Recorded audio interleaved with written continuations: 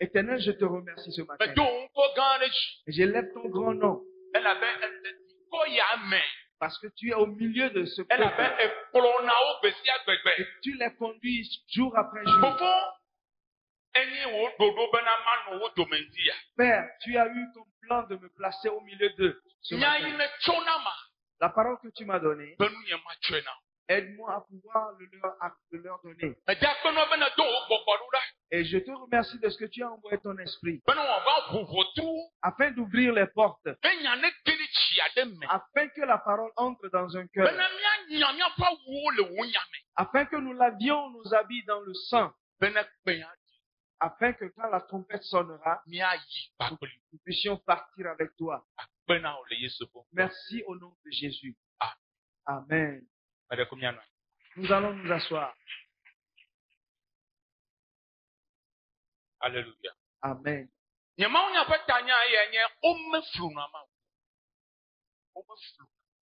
Le thème de mon message, c'est on ne trompe pas Dieu, on ne se moque pas de Dieu. Praise the Lord. Amen. On ne se moque pas de Dieu. Tu peux peut-être me tromper, mais il y a quelqu'un qu'on ne peut jamais tromper. Et quand nous parlons de tromperie, qu'en est-il? Ou bien quand nous parlons de mensonge, qu'en est-il? Et quand il est dit qu'une personne est trompée ou trompée, qu'est-ce que cela veut dire? C'est très simple à comprendre. Et c'est juste l'opposé de la vérité. Quand une petite forme de mensonge entre dans la vérité, cela devient du mensonge. Et dans Ésaïe, le chapitre 29, verset 10. Le chapitre 29, le verset 13. Dieu dit, quand mon peuple vient devant ma face, et quand je les regarde, et pendant qu'ils chantent à mon honneur, pendant qu'ils élèvent des chants de louange, et pendant qu'ils dansent, et pendant qu'ils cotisent leur argent, et quand ils sont en train de prier, et quand ils parlent en langue, pendant qu'ils font tout cela, leur cœur est bien éloigné de moi. Et ils le font uniquement de leurs lèvres. Ils parlent de nouvelles langues, mais leur cœur est un cœur trompeur. Nous chantons des chants à Dieu, mais cela émane du mensonge. Nous allons lire. Verset 13. Le Seigneur dit, quand ce peuple s'approche de moi, il m'honore de la bouche et des lèvres, mais son cœur est éloigné de moi. Et la crainte qu'il a de moi n'est qu'un précepte de tradition humaine. Amen. Esaïe atabla vevɔ asie kekikui etɔ̃lia. Eya ta ale aƒetɔ la gblɔ esi. Esi dukɔ sia te va kple woƒe nuyi, eye wotsɔ woƒe nuyiwo de bubu ŋunye, ke woƒe dzi le adzɔge to gbɔnye, eye woƒe vɔvɔ nam nye amegbetɔwo ƒe ɖoɖo siwo wosrɔ̃ ko la.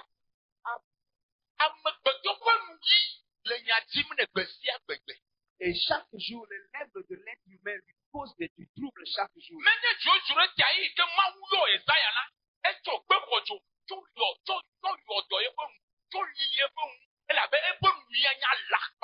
Dieu, en appelant Esaïe, il a touché ses lèvres d'un charbon ardent. Et parce qu'il l'a fait, ce n'est pas pour rien, mais c'est parce que ses lèvres ne mettent que du mensonge. Nous avons hérité du mensonge de nos pères.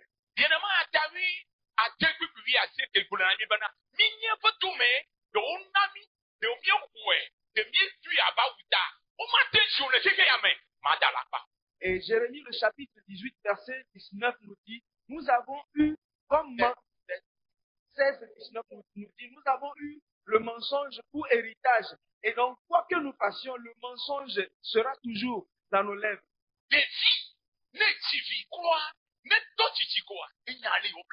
Et un enfant, dès qu'il naît, et quand il commence à prendre un peu de l'âge, il commence à mentir déjà. Et quand il atteint la jeunesse, il prend encore de l'expérience dans le mensonge. Et pour prendre une femme ou un homme, il faut passer par le mensonge.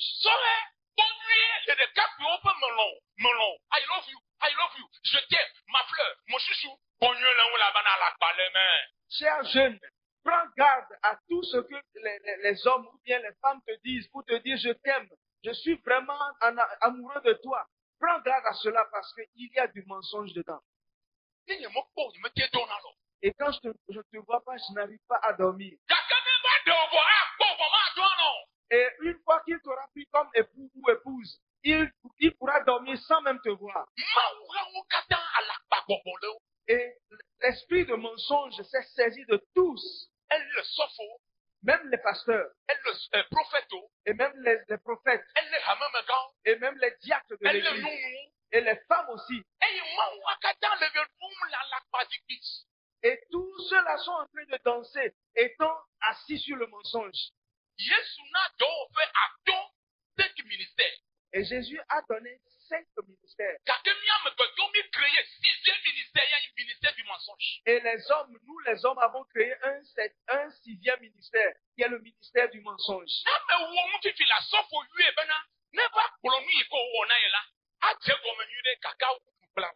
Et quand quelqu'un se comporte d'une manière et le pasteur l'interpelle pour lui poser la question de savoir ce qui s'est réellement passé, il commencera bien, mais terminera par le mensonge.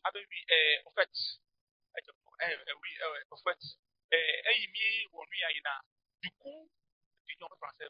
On a commencé, mais. Il commence comme ça.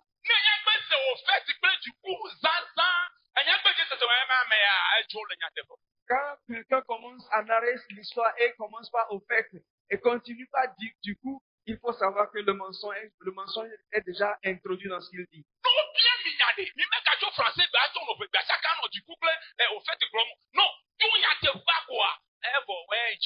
Et quand on vous pose la question de dire ce qui s'est passé, ne commencez pas à mélanger le français avec le B. Parce que ce faisant, vous introduisez le mensonge et vous sortez de la voie de la vérité. Le passage que nous venons de lire, notre Seigneur Jésus, quand il est venu sur terre, et il a parlé dans le livre de Matthieu, le chapitre 15, versets 8 et 9.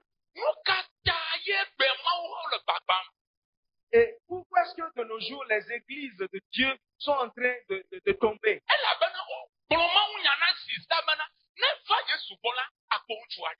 Et c'est parce que quand on était en train d'annoncer la bonne nouvelle à la sœur, on lui a dit, en venant à Jésus, tu trouveras un mari. On lui dit, viens à Jésus, tu auras ton passeport ou ton visa pour voyager. Et le message c'est, si tu viens à Jésus, tout ce que tu as dans ta vie, tout changera. Viens à Jésus et tu auras de l'argent. Viens à Jésus, tu auras une voiture. Et si tu viens à Jésus, tu auras un mari ou une femme.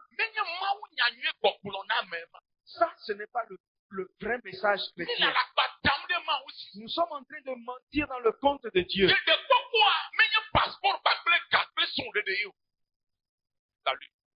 Le salut, quand on parle du salut, il n'est pas question d'avoir un mari ou un passeport pour voyager.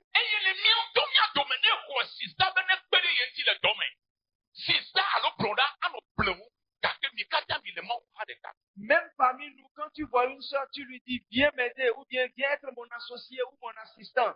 Ce frère ou cette soeur va juste user de tromperie et de ruse envers toi. La Bible fait quelque chose envers Jacob. Et Jacob a vu une des filles de Laban qui s'appelait Rachel et voulait la prendre pour épouse. Et Laban lui a dit, pour que je te la donne comme épouse, il faudra que tu me serves pendant 7 années. Et bien sûr, quand il y a l'amour, tout est facile, tout devient aisé. Et il a pu terminer les 7 jours les 7 années en quelques jours. Et peut-être, comme c'était Jacob, Dieu a zippé les années, les 7 en quelques jours pour lui. Et selon la tradition, et il faut normalement que la femme soit envoyée ou mise dans la chambre de l'époux ayant la tête couverte. Il n'y a pas de lumière dans la chambre. Parce que c'est là que les choses se passent comme au laboratoire. Et il n'y a pas de lumière. Mais avec Jacob, à cause de ce que Laban lui a dit, il a conçu cela comme une vérité.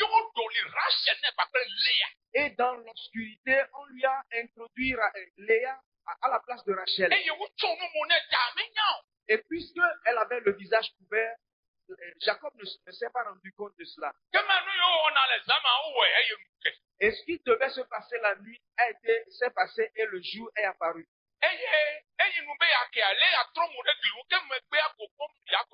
Au lever du jour, Léa s'était détournée un peu pour que Jacob ne voit pas son visage. Et lui ne voyait que Rachel à ses côtés.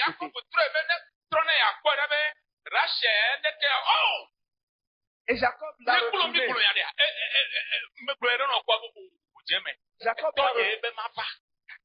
Jacob l'a retourné pour voir si c'était vraiment elle. Et il s'est rendu compte que non, c'est Léa qui nous fait. Toi et moi, n'avions rien conclu au préalable. Et elle dit non, ce n'est pas de ma faute, mais c'est mon papa qui m'a demandé de venir à la place de ma soeur.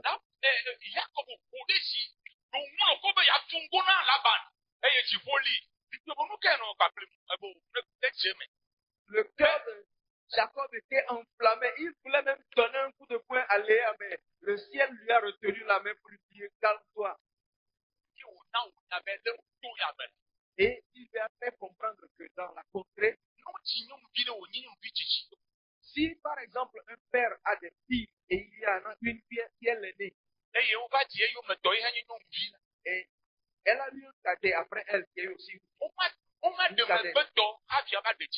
il n'est pas question que la cadette soit prise comme épouse avant que l'aîné ne soit aussi marié. Je ne suis pas contre cela. Mais pourquoi cela ne lui avait pas été dit au préalable? Si cela lui était dit, je crois bien que Jacob aurait prié que quelqu'un vienne prendre d'abord Léa qui est l'aînée pour que lui puisse avoir accès à Rachel après elle. Mais cela ne lui avait pas été dit. Et par conséquent, il a dû prendre 2 sœurs du même papa dans un temps de corps. En ce temps-là, à leur ère, cela se passait sans souci. Si Dieu te sauve et il t'amène vers lui, si tu veux marcher avec lui, la seule chose ou bien l'une des choses qu'il veut de toi, c'est que tu sois véridique.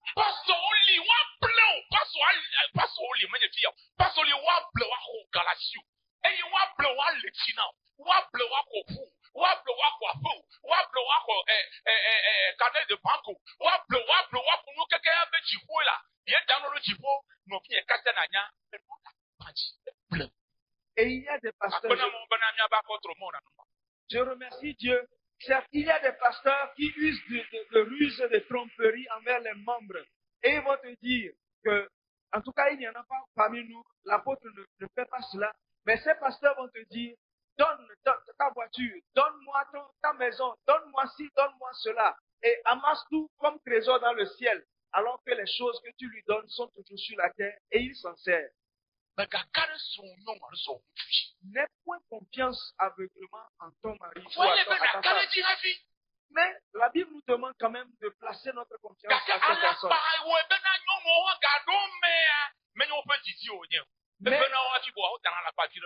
Mais à cause du mensonge, même si ce n'est pas leur volonté, certaines femmes sont parfois, en tout cas comme amenées à présenter quelques mensonges pour sauver une situation.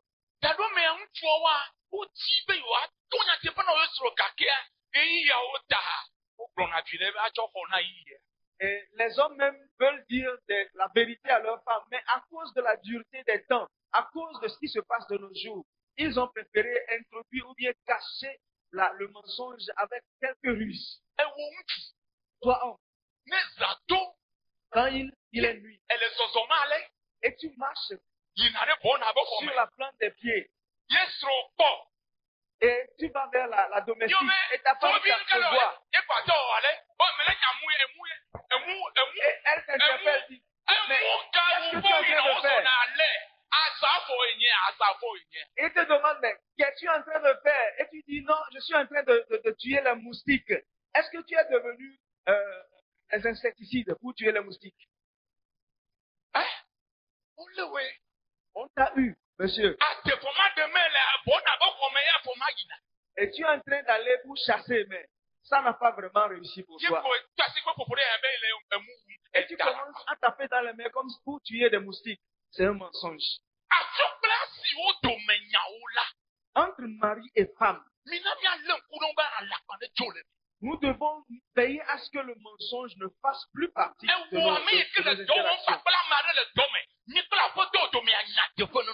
Entre toi et ton chef au service, veille à ce qu'il y ait rien que de la vérité.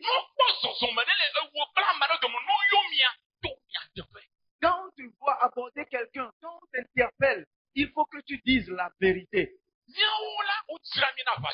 Nous avons été vendus au mensonge. Mais merci à Dieu parce que Jésus est venu comme vérité pour remplacer le mensonge. Nous avons menti à telle enseigne que même en parlant de nouvelles langues, le mensonge s'introduit. Et Jésus a dit sur ton compte, il dit non, la langue que tu viens de parler, non, ça ne manque pas de moi. C'était pendant le séminaire de la fois dernière que tu as entendu quelqu'un parler de la sorte et tu as juste reproduit. Et le mensonge, c'est de dire que je suis ce que je ne suis pas en réalité. Et c'est de cette manière que nos parents, nos papas ont pris nos mamans comme épouses. Ils lui ont dit, si je te prends comme femme, tu auras une vie différente. Je vais te prendre de la boue et te placer avec des chefs des rois. Je mettrai une bague, un anneau à tous tes doigts. Et quand tu seras en train de passer, tout le monde saura que tu es mon épouse.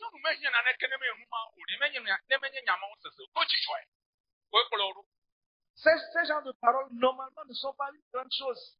Mais en écoutant cela, elles suivent le monsieur. J'ai deux frères en Occident. Et mon oncle paternel, il est le chauffeur d'Obama. Ça, c'est des mensonges. Mon arrière-grand-mère se trouve actuellement en Angleterre. Chère sœur, je voudrais que tu saches.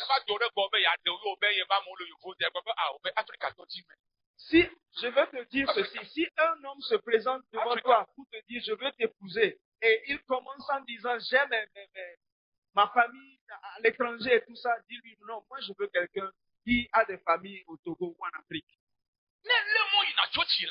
En allant à l'église, l'une des choses que Dieu attend de toi, c'est la vérité. Dieu entend les prières depuis le ciel.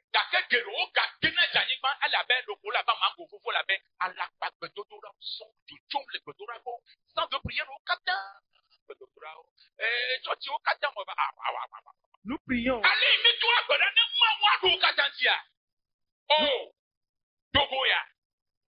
Nous prions. Mais la plupart de nos prières ne parviennent pas à Dieu. Et la plupart tombent comme des mangues qui ont pourri. Parce qu'il n'y a que du mensonge. Quand nous allons, par exemple, dans un centre de prière ou dans un autre centre de prière, tout ce que nous disons à Dieu, la plupart, ce n'est que du mensonge. Et si nous disions la vérité à Dieu dans nos prières, si Dieu devait exaucer ces prières-là, vraiment le Togo serait changé. Si tu es drépanocytaire, tu es AS. Et ta femme aussi, AS. Dika enyaji. Quel type d'enfant Yaji aurons-nous? muda. Ne papa nya lakpato. Si papa est un mensonge Jaja nya lakpato. et maman aussi mensonge, Jaja lakpavi. nous aurons comme enfant mensonge. Enyi dolele me yale na bebiro. Et No no me yameje magro. Ne no no me ka alakpavi na siu. l'exemple Eba de de, si sere ke ha dala vire. Ne mi jivi ko eyela de plin, a de complet. Les- Le premier. l'exemple de drépanocytose dont j'ai parlé, cela n'importe pas vraiment, mais je suis en train de parler de ceci. Si papa ment, maman aussi ment, l'enfant que vous aurez, l'enfant même, son nom sera mensonge et il sera parfait en mensonge. On sait pas ton tabier puis yaseke. Et Abraham Genèse 12, Abraham verset 19. Abraham bena Sarah la ye no vinyo. Abraham a dit, Sarah est ma femme. Eneme. C'est vrai, certes. Kakame le no vi be bomune. Mais elle n'est pas pour lui vraiment une sœur. No vi onyia. Certes, ils émanent de la même Kake famille. enye sro. Mais pour lui, elle est une femme. Elle avait ameyo nya bia me o bia me sure daina. Kake be no bi. Certes, la réponse qu'il a donnée, il l'a donnée à cause du genre de questions que ses interlocuteurs lui ont posées. Mais elle n'est pas en réalité une sœur pour lui. Eyata le mot se tabla bo a bla bo a de. Puis adre et à 26 c'est Isaac. Abraham be bi ha globena. Yesra de Pika. Ye no vinyo nui. Comme le Quel papa, père, quel fils. son fils Isaac aussi, dans Genèse, le chapitre 26, verset 7, il a dit, Isaac a dit, sa femme était aussi une sœur pour lui. La Yata, même chose. ne jibe ya jira chow medo. Donc, si tu veux vraiment préparer ton avenir, Ya baba na blona ewi obena ne tuya. fais en sorte de dire à tes lèvres de prononcer rien que la vérité. Alakba maka no mawu ram. Il ne faut pas qu'il y ait encore du mensonge dans l'église de O de Dieu. sia de benena ne jo yo wa ne ye grofo kwa. Agbele jo ko mejeje. Awu nyi dai ha mu tuina. Mets tout en place, fais tout ce qu'il faut pour que quand on te pose une question, de dire ce qui s'est passé, tu diras la vérité du début à la fin. Même s'il faut qu'on te coupe la tête, que cela soit ainsi. Ne o ko be le dan dem le jo si bien. To be sista. Bere ko ba. Ka be tan dem le na bu be o kulu o le. Si toi, Pour sœur, bena. si toi, sœur, tu es en train de cracher à tout bout de champ et tu ne fais que cracher, on te demande, mais qu'est-ce qui se passe? Tu dis, non, je suis vraiment dérangé par des vers. Il faut vraiment dire la vérité. Dis-lui ce qui se passe en réalité. Si tu vas faire un prêt, dis la vérité.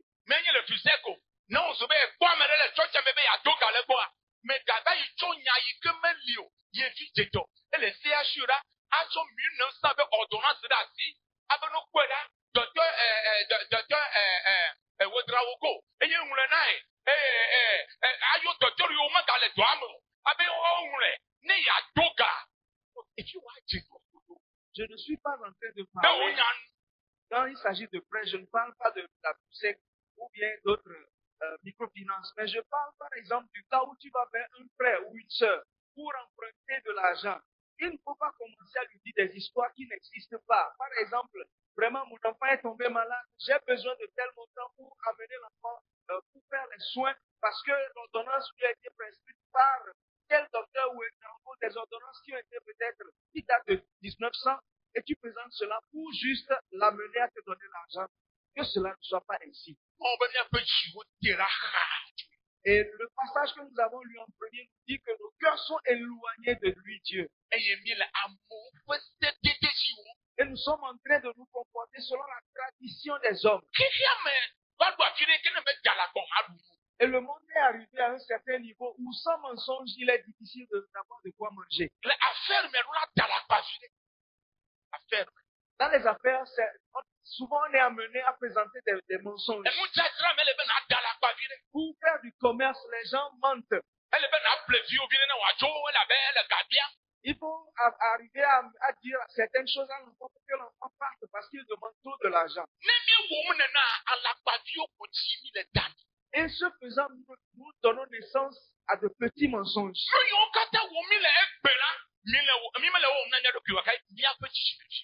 Tout ce que nous faisons aujourd'hui, nous semons non pas pour nous, mais pour nos générations après nous. N'obe va, ni a dogbeda, a sinudo, ni a desena unseo, ne be mevo, problem elio, e yina wo kreti. Ne me wewa, wo wona ya duge. Si un programme de jeûne et de prière est instauré par l'Église et on demande à tout le monde de jeûner et de prier, et tu refuses de le faire, il n'y a pas de souci. Mais tu es en train de semer quelque chose pour tes descendants après toi. Et le mensonge va juste torpiller tout ce que tu fais au travail. À cause du mensonge, on pourra te licencier. Et à cause du mensonge, ton foyer sera ruiné. Et à cause du mensonge, tu peux mourir et être enterré. À cause du mensonge, on peut te changer de poste. Et le diable est mensonge. Si tu choisis Jésus, alors dis-lui la vérité. Le ciel ne profère pas de mensonge. Dieu a demandé à Adam.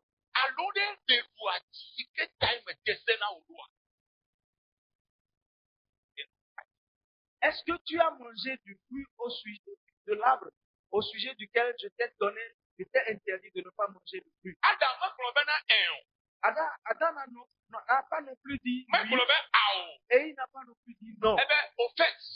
Il a commencé à dire au fait, quand nous étions en train d'entrer dans le jardin, du coup, ma femme a dû manger le fruit. Et moi-même, je n'étais pas vraiment content de consommer ce fruit. Et premièrement, j'étais vraiment surpris, étonné de ce qu'elle m'a présenté ce fruit. Et à cause de l'amour qui m'a aveuglé, j'ai accepté le fruit. Quelque chose me disait au-dedans de moi, mange, et l'autre me disait dans l'autre oreille, ne mange pas. Une voix me disait ici, fais-le, et l'autre de ce côté me disait, non, ne le fais pas. Et les choses se sont produites ici. Est-ce il était quand même autorisé de répondre à Dieu de cette manière-là? Et c'est ce qui nous a amené à ceci. C'est ce qui a causé ça. Et c'est pour cela que nous pouvons constater que si nous voulons aller au ciel, il n'y a point de petit mensonge qui pourra accéder au ciel. Quelle que soit la petitesse du sel, on l'appelle point sucre. Un petit bout de sucre ne peut jamais être appelé sel.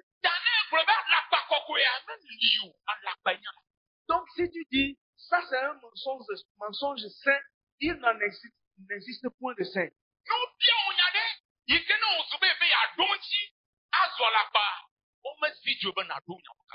Et si on te pose une question et voulant répondre, si vraiment tu sens que tu pourrais être forcé de mentir pour sauver une situation, alors sache que tu n'es pas obligé de répondre à une telle question.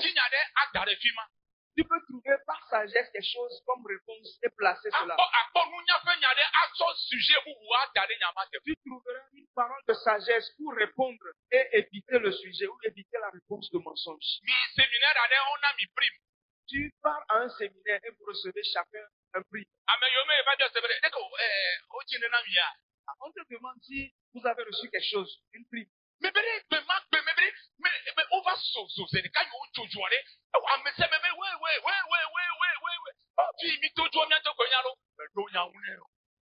au lieu de répondre, si tu dis, ben, le jour là même, ce qui s'est passé vraiment, c'était étonnant. On était là, tout d'un coup, il n'y avait plus de lumière. Et dans l'obscurité, nous étions confus. Et on n'a su rien faire avant de se quitter. Et effectivement, ce jour, il y avait coupure de courant. Au fait de toi, tu savais que tu ne voulais pas répondre à sa question, mais puisqu'il y avait coupure de courant, tu n'as pas répondu, mais tu lui as quand même dit quelque chose. Et je connais des femmes qui font du commerce. Des revendeuses. Une femme, par exemple, qui passe à Hancock et prend un panier de tomates. Et on lui vend cela, par exemple, à 5 000 francs.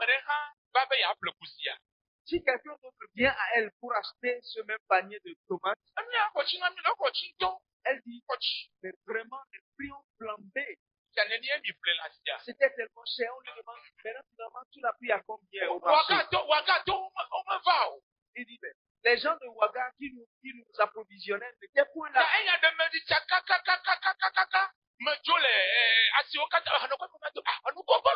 Et vraiment, j'ai eu toutes les difficultés à trouver ce panier de tomates. J'ai sillonné marché après marché. Et c'est jusqu'à Hanoukope que j'ai trouvé ceci.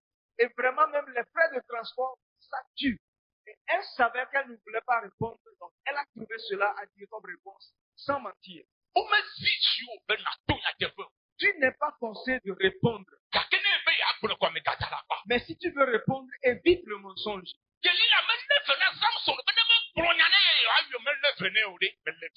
Et Dalila, il n'a pas tenu Samson par le cou pour l'étouffer pour que lui dise la vérité. Mais il a fini par céder. Et la manière dont elle a amadoué Samson, la manière dont elle a caressé Samson, la manière dont elle a importuné même, a amené Samson à lui révéler la vérité. Je voudrais te dire ce matin, il y a des choses qu'il t'a dit. Et il voudrait que ça soit juste entre toi et lui. Ce que Dieu a dit à Samson, il ne lui avait pas demandé de partager cela avec Delilah.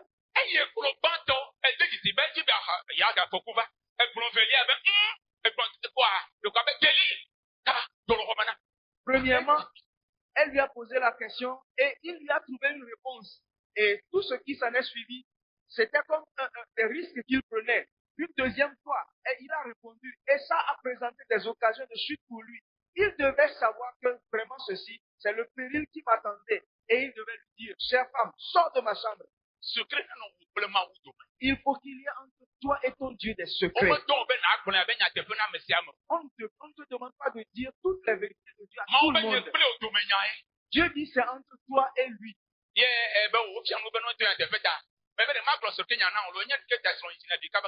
tu vas dire à quelqu'un, ok, aujourd'hui on nous a enseigné de dire la vérité, alors viens, je vais te dire ceci. Est-ce que tu sais le secret qui amène ma femme à accoucher facilement? Et le son secret, c'est qu'elle prend du thé chaque matin.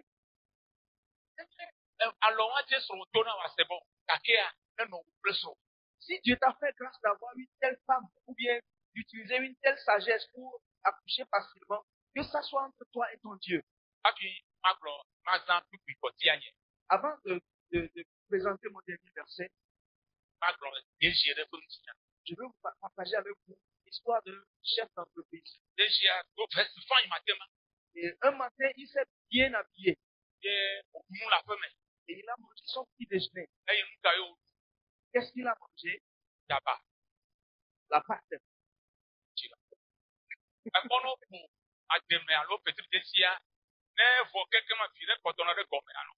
Quand on prépare la sauce d'agrumes, de légumes, et dans sa famille, il y a quelques restes dans la famille. Et quand il y a la pâte d'hier, on réchauffe cela. Et on coupe la pâte en morceaux. Et on mélange la sauce avec la pâte. Et c'est mis au feu. Ça prend de la chaleur. Et quand tu prends un tel bagage pour commencer la journée, tu braves la journée. Et ce chef d'entreprise a consommé cette nourriture le matin. Et le ventre était bien, la peau du ventre était bien tendue. Et quand il est arrivé à son bureau, il a mis la climatisation en marche, il a commencé à avoir des maux de ventre. Et il est sorti, il est allé à l'hôpital. Et tout le monde était en train d'aller après lui. Il dit, DG, est-ce que je peux te parler? Il dit, non, s'il vous plaît. Et il s'est présenté au médecin. Et la première question qui lui a été faite, on lui a posé la question, chef, qu'est-ce que tu as mangé ce matin? Et il a dit, d'habitude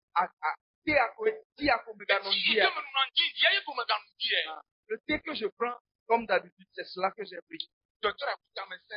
Et le docteur a un peu craqué la tête. Et il s'est dit, peut-être le mal de ventre qu'il ressentait, c'était à cause du thé. Et le médecin lui a donné un produit qu'il devait prendre. Et le rôle de ce produit, c'est de faire vomir ce qu'il a mangé à ce DG.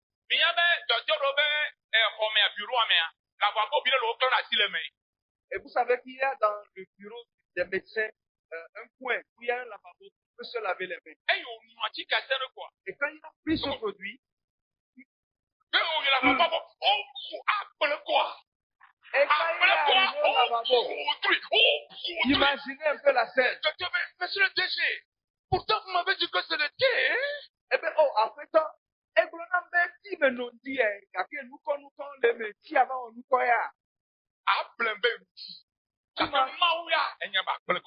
tu as cherché à me tromper que tu as pris du thé, mais Dieu sait, lui il est au ciel, sait que tu as pris de la pâte. Le dernier passage, Somme au chapitre 55, 51, le 6e verset, après cela nous prierons. Somme 51. Somme 51, verset. J'ai péché contre toi seul, et j'ai fait ce qui est mal à tes yeux. En sorte que tu seras juste dans ta sentence, sans reproche dans ta sentence. Sans reproche, ça va tomber qui a déjà. Ou des cas de décomuti, mais on ne connaît. Et il y a nous qui est volé pour me l'amener. C'est ton acte. Le ou nous comprendre. Et il y a où on a ça. Le ou on comprendre. Mais où nous j'ai péché contre toi. Que toi sois trouvé juste. Dieu doit toujours être trouvé juste.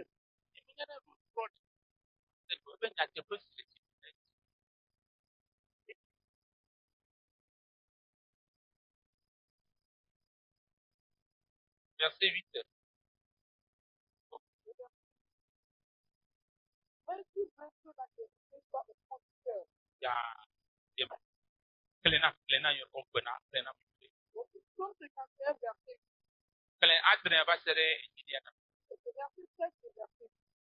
Voici, je suis né dans l'iniquité, et ma mère m'a conçu dans le péché. Mais tu veux que la vérité soit au fond du cœur. Fais donc pénétrer la sagesse au-dedans de moi. Après avoir péché, le roi David. Et David a dit, Dieu, je sais que tu aimes le mensonge qui émane du cœur, qui vient du cœur. La vérité qui vient du cœur. On ne se présente pas devant Dieu pour confesser ses péchés et mentir à cette occasion. En fait,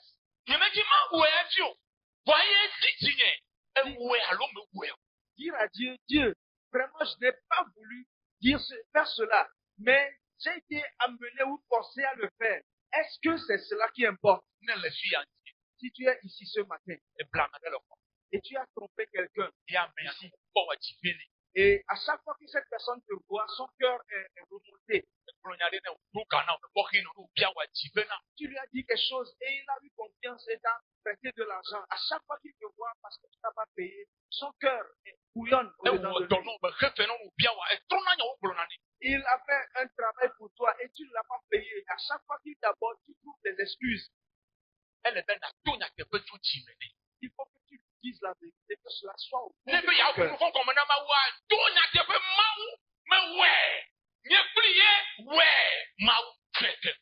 Si tu veux dire la vérité à Dieu, dis-lui, Dieu, j'ai fait cela, j'ai péché et je l'ai fait avec telle personne. Pardonne-moi, Dieu. Si nous avons la vérité au fond de notre cœur, nos lèvres seront guéries.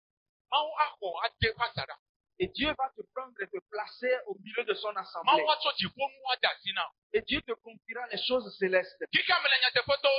Et le monde recherche les gens qui disent le mensonge, la vérité.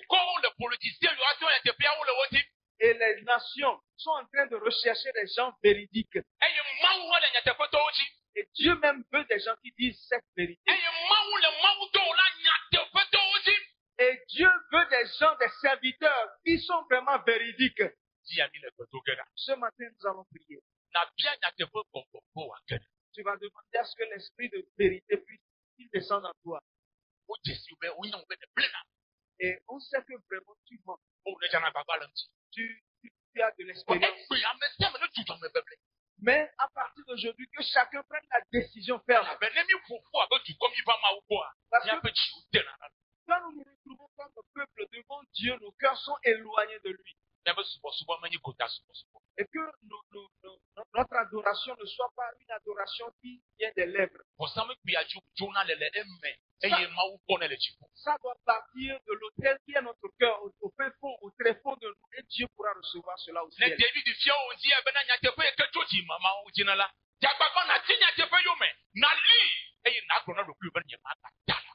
Si Dieu nous enseigne ce matin que c'est la vérité qui est au fond du cœur que Dieu recherche, alors prends la décision de ne plus mentir, recherche la vérité et saisis la vérité et le ciel te bénira. Nous allons nous mettre sur nos pieds pour